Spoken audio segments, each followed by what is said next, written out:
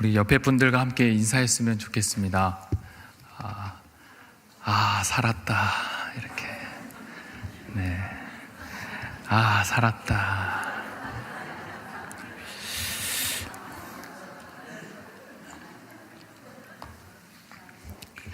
십자가 그 사랑이 우리를 살렸습니다. 여러분, 고난주간, 이제 내일부터 시작되는 고난주간인데요. 우리가 고난주간에 우리가 한 가지 이렇게 실수할 수가 있어요. 예수님이 아프셨겠다, 죽으셨지, 슬프다, 이렇게 돼서는 안 되고요. 나의 죄를 바라보고 슬퍼하셔야 되는 겁니다. 그 죄 때문에 그 죄를 대신 지심으로 주님이 죽으신 것이기에 그저 우리가 주님이 죽어서 슬프다는 그런 감성적인 슬픔이 있어서는 안 되겠습니다. 우리는 후회라는 단어를 종종 사용합니다. 저도 후회라는 단어를 종종 사용하는 사람 중에 한 명인데요. 그 당시의 선택이 현재의 좋지 않은 결과로 이어질 때 우리는 후회라는 단어를 사용합니다. 혹은 그 당시의 선택으로 지금 좋지 않은 결과가 있지는 않은데 그 당시에 선택할 때 있었던 다른 선택이 지금 와서 보니 너무 매력적인 거죠. 그러면 또 후회라는 단어를 사용합니다. 재밌는 예로 그때 내가 은행에 돈을 넣어두지 말고 땅을 샀어야 했는데, 그때 내가 당신과 결혼하지 말았어야 했는데, 그때 내가 나를 전도하는 그 집사 말을 무시했어야 하는데, 이런 후회하고 계신 분 혹시 있으신가요? 없으시죠? 없으시길 바랍니다. 예전에 어떤 믿음 좋은 청년이 저한테 찾아와서 저도 계속 평생 교회만 갇혀 살았어요. 이럴 줄 알았으면 신나게 놀아봤어야 하는데요 하면서 후회 섞인 이야기를 한 적이 있습니다. 오늘 우리가 살펴본 히브리서를 읽는 대상은 신앙의 회의와 무기력 가운데에서 유대교로 돌아가려고 하는 그리스도인들입니다. 당시 이들은 외적으로는 심한 박해를 받았고 내적으로는 신앙의 회의와 갈등으로 인해 어려움을 당하고 있었습니다. 이 어려운 상황에 그들의 마음이 흔들리고 후회 섞인 갈등 가운데 유대교로 돌아가려는 갈등을 가지고 있었습니다.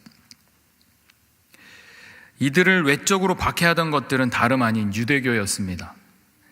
예수님 당시의 유대인들은 매일 기도를 드렸는데요. 공적으로 사용하는 여러 기도문 중에 18번 축복 기도문이라는 기도문이 있었습니다.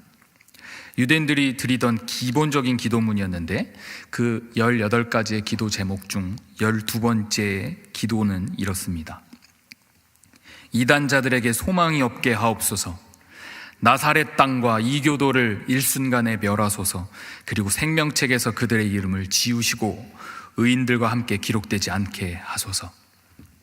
무슨 말인가 하면 나사렛 땅, 예수 그리스도를 믿는 자들에 대해서는 이미 이단자로 규정했다는 겁니다. 그리고 예수 그리스도를 주라 시인하는 자는 출교, 회당에서 쫓아냈습니다. 요한복음 9장 22절에 그런 내용이 나와 있는데요. 제가 읽어드리면 그 부모가 이렇게 말한 것은 이미 유대인들이 누구든지 예수 그리스도를 그리스도로 시인하는 자는 출교하기로 결의하였으므로 그들을 무서워함이러라. 회당에서 쫓아냈다. 그리고 그것을 그들이 두려워하고 있었다라고 표현합니다. 또한 요한복음 16장 2절 말씀에는 사람들이 너희를 출교할 뿐 아니라 때가 이르면 무릇 너희를 죽이는 자가 생각하기를 이것이 하나님을 섬기는 일이라 하리라. 출교당한 그들을 죽이는 자가 하나님의 일이다. 하나님의 영광을 위해 내가 너를 죽이는 거야. 뭔가 이슬람 같은 느낌이에요. 출교를 당할 뿐 아니라 죽음까지도 당하고 있었다는 겁니다.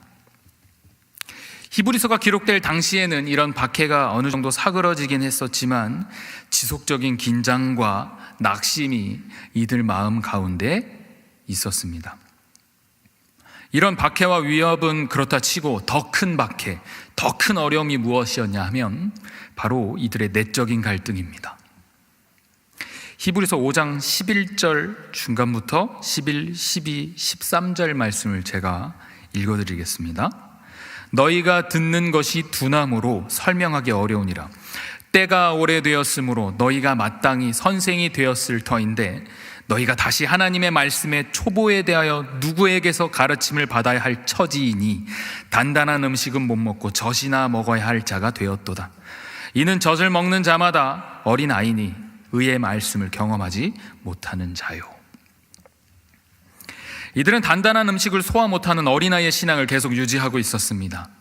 금방 오실 줄 알았던 예수님의 재림이 늦어지자 이들 마음 가운데 초조함이 생겼고 그 소망은 점점 희미해져 갔습니다. 그러니 이전에 자신들이 몸담았던 유대교로 돌아가고 싶어지는 겁니다. 후회라는 단어를 사용하면서 말입니다. 이런 이들에게 히브리서 저자는 예수님을 깊이 생각하고 그분 안에 있는 믿음과 소망을 굳게 잡기를 권면하고 있습니다. 복음의 위대함, 예수 그리스도의 우월함을 깨우쳐 주어 믿음 안에 계속 머물러 있기를 바라는 사랑의 마음을 가득 담아 말입니다. 이런 위기 앞에 붙들어야 할 진리에 대해 저자는 이렇게 이야기를 시작하고 있습니다. 3장 1절 말씀입니다.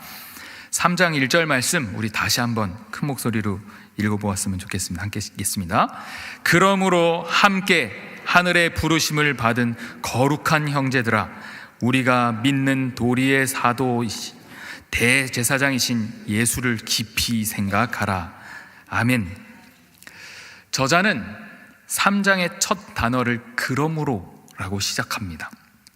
이 그러므로는 히브리서 2장 마지막 구절인 그가 시험을 받아 고난을 당하셨은즉 시험 받는 자들을 능히 도우실 수 있느니라 라는 이 말씀에 대한 그러므로입니다. 이 함께 하늘의 부르심을 받은 거룩한 형제들아, 여러분 이 아름다운 호칭을 한번 보시겠습니까? 여러분 우리가 서로 교회 안에서 형제님, 자매님 아주 짧게 호칭하지만 우리가 실은 이렇게 부르고 있는 거나 마찬가지예요. 하늘의 부르심을 받은 거룩한 형제님, 하늘의 부르심을 받은 거룩한 자매님. 하늘의 부르심을 받았다. 이것은 하나님의 선택하심과 예정하심에 대한 확신의 문제입니다. 그 부르심에 응답한 너희, 주님 안에 한 가족이 된 너희 거룩한 형제여 하며 아주 따스히 불러주고 있는 겁니다. 너희가 받는 지금의 시험과 그 고통, 그 후회, 그거 우리 예수님이 다 아셔. 그리고 그렇게 시험 당하고 있는 너희를 완벽하게 도우실 분도 바로 그분이셔 라는 거예요. 그 시험 때문에 믿음을 버린 자, 낙심한 자, 두려워하는 자, 그 벼랑 끝에 서 있는 자 모두를 능히 도울 능력이 있으신 예수를 깊이 생각해라. 그는 거룩하지 않은 우리를 하늘의 부르심으로 거룩하게 하신 장본인이시다. 그것을 믿는 우리는 사도이시며 대제사장이신 그분을 깊이 생각하는 것, 그것이 우리에게는 가장 확실한 희망이다 라고 말씀하시는 겁니다. 우리 예수님을 사도라고 표현하였는데요, 사도는 보내심을 받은 자라는 뜻이죠. 하나님이 예수님을 보내셨기 때문에 예수님도 사도가 되시는 겁니다. 믿는 도리란 우리의 고백을 말하며 우리와 하나님 사이에 중보하시는 대제사장이신 예수 그리스도를 깊이 생각할 때 우리가 받는 시험이 얼마나 쉬울지를 알려주고 계시는 겁니다. 저와 여러분 또한 세상을 살아가시다가 보면 보기 싫고 만나기 싫은 상황들을 만나곤 합니다. 보고 싶지 않은 것을 봐야 하고 듣고 싶지 않은 것을 들어야 할 때가 있습니다. 그리고 가장 지겨운 것은 내 안에 염려와 걱정이 끊이지 않아서 수많은 유혹에도 쉽게 노출되고 또 흔들리는 내가 인식되는 겁니다. 지겹도록 인식됩니다. 이것들은 우리가 살아있는 동안에는 우리 힘으로는 절대 끊을 수도 피할 수도 없는 것들입니다. 이 시험 앞에 우리는 가장 먼저 무엇을 생각해야 하는가라는 이 질문에 함께 하늘의 부르심을 받은 거룩한 형제 자매님들, 이미 답은 정해져 있습니다. 우리 또한 예수님을 깊이 생각해 봐야 할 것입니다. 여러분, 경마장의 경주마들이 눈 가리개를 하고 있습니다. 눈 가리개는 이렇게 가리고요, 옆에 것들을 보지 않게 앞에만 보고 달려갈 수 있도록 눈 가리개를 하는데, 말이라는 동물은 체구에 비해서 성격이 예민하고 겁이 많은 동물입니다. 또 시야가 넓은 말은 양옆에서 달리는 말 주변, 그리고 말과 또 주변의 관중 등 눈에 보이는 여러 대상에게 공포를 느끼거나 크게 놀라기 때문에 눈 가리개를 한다 합니다. 우리의 모습은 어떻죠? 우리도 역시 우리 주변의 수많은 것들로 인해서 영향을 받고 두려워하고 시험에 들고 유혹에 빠지는 굉장히 약한 존재입니다. 우리는 주님에게만 시선을 고정해야 합니다. 지금의 모습이 후회되고 옛 모습으로 돌아가고 싶고 고난을 떨쳐버리고 싶은 많은 유혹들이 우리에게는 찾아옵니다. 허나 우리의 주의를 빼앗는 많은 요인들에게서 다시금 시선을 주님께 돌려야 합니다. 예수님을 깊이 생각하고 그분의 사랑과 사역에 대해 깊이 묵상할 때 우리는 우리 마음에 어느샌가 흘러넘치는 평강을 맛보게 되는 겁니다. 저자는 히브리서 1장에 예수 그리스도를 천사와 비교했습니다. 그리고 이 3장에서는 모세라는 인물과 비교하고 있습니다. 모세는 여러분들도 잘 아시겠지만 유일하게 사도와 대제사장 두 가지 역할을 모두 이행한 구약의 유명한 인물입니다. 가장 위대한 선지자, 그리고 유대교에서도 가장 위대한 제사장으로 꼽히는 모세를 예수님과 비교하고 있습니다. 모세가 하나님께 좋은 평가와 칭찬을 받았다고 해서 예수님과 비교할 만한 조건을 갖추었다라는 것은 아닙니다. 인간 중 가장 뛰어난 자를 예를 들어야 인간들이 그래도 조금은 예수님에 대해 맛이라도 느낄까 하여서 모세를 비교 대상으로 삼은 것 뿐입니다. 우리가 무한한 우주를 이야기할 때 태양계 정도로만으로도 우주의 광활함을 설명할 수 있는 것처럼 예수 그리스도의 무한함을 비교할 대상은 이 세상 어느 누구도 없습니다. 모세는 하나님의 집에 충성스런 종이었습니다. 그러나 예수님은 하나님을 위해 그 집을 지으시는 아들이자 상속자였습니다. 모세는 예수님께서 하시는 일의 종이고 장래에 오실 예수 그리스도를 증언하는 증언자일 뿐입니다. 예수님은 요한복음에서 바리새인들에게도 이렇게 말씀하셨습니다. 요한복음 5장 45절 46절 말씀입니다. 제가 읽어드리겠습니다. 내가 너희를 아버지께 고발할까 생각하지 말라. 너희를 고발하는 이가 있으니 곧 너희가 바라는 자 모세니라. 모세를 믿었더라면 또 나를 믿었으리니 이는 그가 내게 대하여 기록하였음이라. 모세는 모세오경의 저자입니다. 그 모든 말씀이 오실 예수 그리스도를 나타내 보이고 있습니다.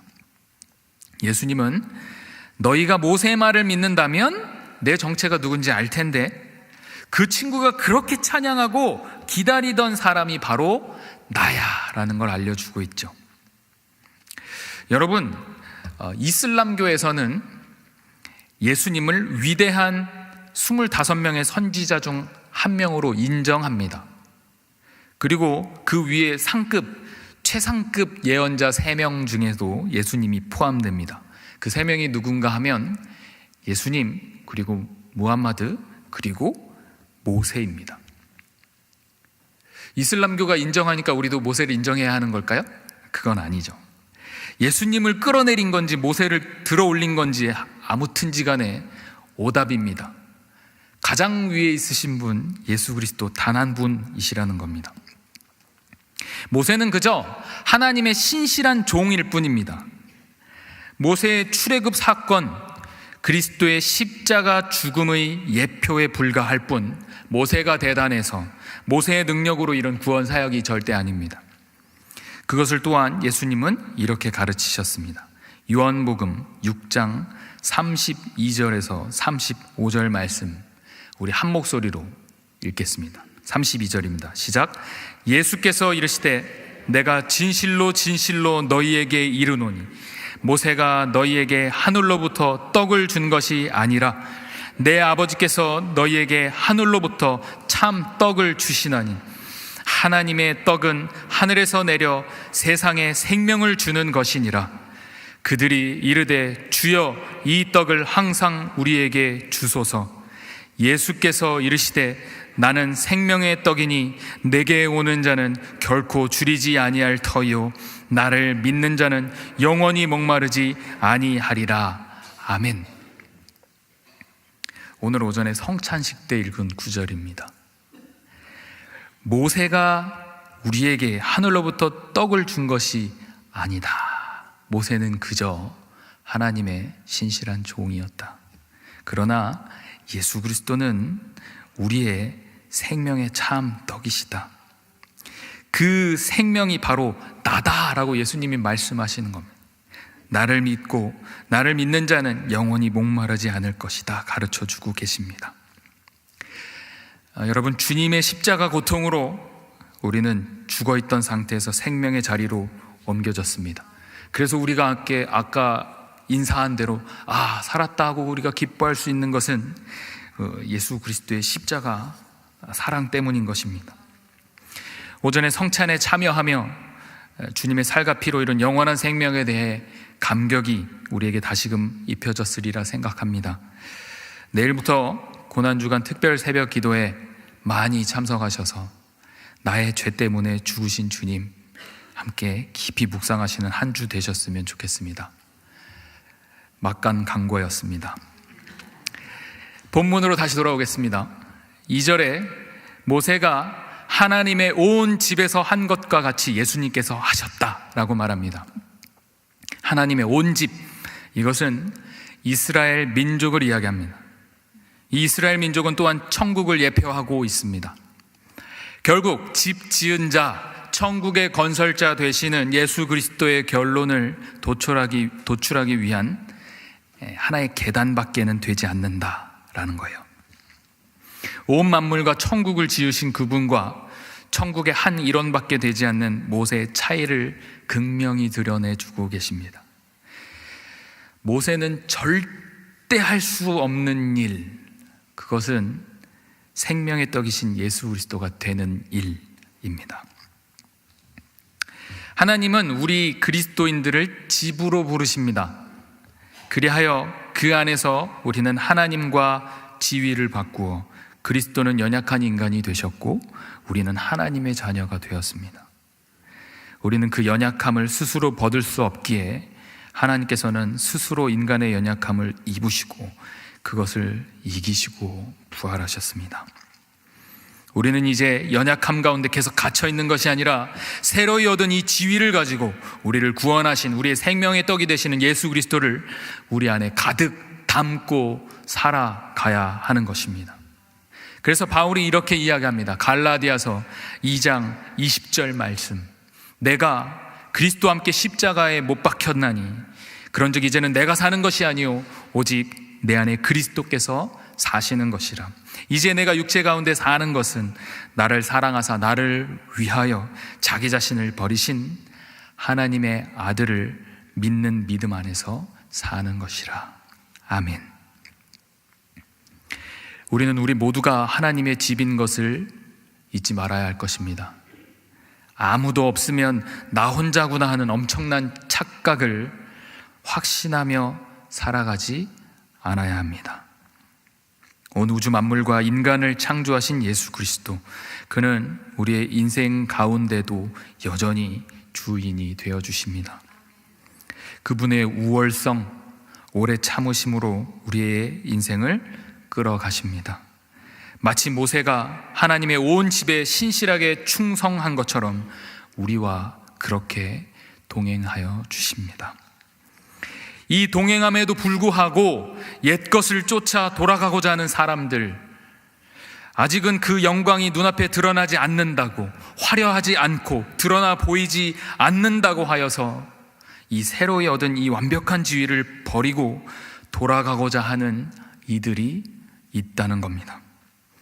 이런 무지함은 뒤로 하고 저와 여러분 모두가 하나님의 집으로 예수 그리스도를 믿는 믿음 안에서 뒤 돌아보지 않고 눈 가리게 하시고 주님만을 바라보며 살아가시기를 주님의 이름으로 축복합니다. 우리가 한 가지 더 기억해야 할 것은 예수 그리스도께서는 하나님의 집을 맡은 아들이시자 상속자이신 것처럼 그분과 동행하는 우리 모두도 그 집의 상속자가 된다는 겁니다. 상속자인 것은 물론 예수 그리스도는 믿음의 백성을 맡아 이끄시는 대장이 되어 주십니다. 우리의 믿음 또한 주님께서 주신 선물임을 기억하고 우리는 구원받은 백성답게 그렇게 살아가야 합니다. 6절에서는 구원받은 하나님의 백성이 어떻게 살아가야 하는지에 대해서도 친절하게 설명해 주고 있습니다. 이것은 유대교로부터 떨어져 나온 두렵고 외로운 그리스도인들에게 하나님의 품이 얼마나 따뜻하고 안전한 곳인지를 밝히 보여주고 있습니다. 소망의 확신, 자랑, 이것들을 끝까지 붙잡고 있어라. 그리하면 우리는 그의 집이다. 유대교 회당에서는 쫓겨났지만 하나님은 절대 우리를 쫓아내지 않고 우리를 집으로 삼아 주신다. 이것이 우리가 가진 가장 위대한 평안함입니다. 여러분, 소망의 확신이란 무엇입니까? 그것은 바로 담대함입니다. 이것은 그리스도를 통해 성도들이 하나님 앞에 자유롭게 나갈 수 있게 된 것을 이야기합니다. 히브리서 4장 16절 말씀 함께 보시면, 그러므로 우리는 긍휼하심을 받고 때를 따라 돕는 은혜를 얻기 위하여 은혜의 보좌 앞에 담대히 나아갈 것이니라. 아멘. 그 소망의 확신은 늘 우리를 주님께로 당당하게 인도합니다. 소망의 자랑이라는 단어의 원어를 살펴보면 기뻐하는 것, 기뻐할 수 있는 것이라고 해석합니다. 우리에게 가장 기쁜 것이 무엇입니까? 그것은 우리를 기뻐하시는 그분을 기뻐하는 것입니다. 바울도 예수 그리스도의 십자가 외에는 결코 자랑할 것이 없다고 그렇게 고백하였습니다. 우리 믿는 성도들에게도 그 소망이 안전하고 변하지 않을 것에 대한 확신이 있기에 늘 우리는 자랑할 수 있어야 합니다. 그렇게 늘 기쁠 수 있습니다. 또한 이 확신과 자랑은 일회성으로 끝나지는 않습니다. 그렇게 끝나서도 안 됩니다. 끝까지 붙드는 일, 인내하며 버텨내는 그 믿음 가운데서 우리는 더 견고한 하나님의 집이 될 줄 믿습니다. 여러분, 말씀을 맺겠습니다. 우리는 세상의 깊숙한 곳까지 우리의 시선을 넣어 두 눈을 맞추고 살아갈 때가 많이 있습니다. 세상을 너무 깊이 생각하느라 자신의 존재조차도 잃어버리는 일이 종종 있습니다. 육신의 정욕, 안목의 정욕, 이생의 자랑이 내 안에 바글바글해서 스스로 하나님의 집임을 포기하는 이들도 우리가 가슴 아프게 바라봐야 할 때도 있습니다. 그들을 욕하거나 손가락질할 당당함이 없음에 또 한 번 가슴이 아프지만 우리는 알아야 합니다. 세상을 깊이 생각하는 일은 예수를 깊이 생각하기 전에는 하지 않아야 합니다. 우리는 스스로 그리스도인의 길을 걷기엔 함량 미달인 것처럼 보입니다. 하지만 진정한 사도이며 대제사장이신 예수 그리스도의 보혈이 우리 안에 흘러가게 된 사실을 깨달았을 때 함량 미달이 아니라 순도 100% 그리스도인으로 우리 안에 이 흐르는 피가 예수 그리스도의 보혈임을 인식하며 우리와 동행하시는 그분과 함께 그 길을 담대하게 당당하게 걸을 수 있습니다. 그리스도인으로 살아가는 것이 너무도 힘이 들어서 이전의 삶으로 돌이키고 싶으신 분이 혹시 계십니까? 빛이신 그분께 더 가까이 나아갈수록 나의 얼룩들이 더 선명해져서 주님 앞에 나아가는 것이 너무 부담스러우신 분들이 혹시 계십니까? 그래서 다시 어둠 가운데 숨어서 그 얼룩이 안 보이는 것이 얼룩이 없는 것으로 착각하며 살아가고 싶은 분, 그런 분들이 혹시 계십니까? 빛이신 그분과 동행하시기를 주님의 이름으로 축복합니다. 예수님을 깊이 생각해 보십시오. 세상의 모든 권세보다 뛰어나신 그분을 바라보십시오. 그분이 우리를 위해 생명 다하신 우리의 창조주이심을 기억하시길 바랍니다. 그 소망의 확신과 자랑이 여러분의 삶 가운데 영원히 머물러 하나님이 가장 기뻐하시는 그분의 집이 되시기를 주님의 이름으로 간절히 축복합니다. 함께 기도하겠습니다. 거룩하신 주 하나님, 우리에게 그 말도 안 되는 사랑을 부어주셔서 죽어있던 우리를 생명 가운데 옮기시고 주님의 그 영광을 맛보아 알 수 있도록 은혜를 허락하신 주님, 진실로 감사합니다. 고난주간이 시작합니다. 주님의 죽으심을 묵상하며 우리의 죄 때문에 죄가 없으신 당신이 십자가에 달려 죽으신 그 고난을 생각하며 우리의 죄를 슬퍼하는 우리 될 수 있도록 은혜를 더하여 주시옵소서. 그러나 우리에게 주신 그 소망 가운데 우리가 다시금 살아날 것을, 우리가 다시금 주님 앞에서 기뻐하게 될 것을 주님 앞에 다시금 고백하며 나아가는 우리 모두 될 수 있도록 은혜를 더하여 주시옵소서. 오늘 또한 이 귀한 말씀을 우리에게 허락해 주심 감사합니다. 주신 말씀 가운데 깊이 깨달아 우리의 이 말씀이 날마다 우리의 삶에 정말 원동력이 되게 하여 주시옵고 주님을 정말 참된 기쁨으로 맞이할 수 있는 우리 모두 되게 하여 주시옵소서. 감사드리며 우리를 위하여 십자가에 달리신 예수 그리스도 이름으로 기도 올려드립니다. 아멘.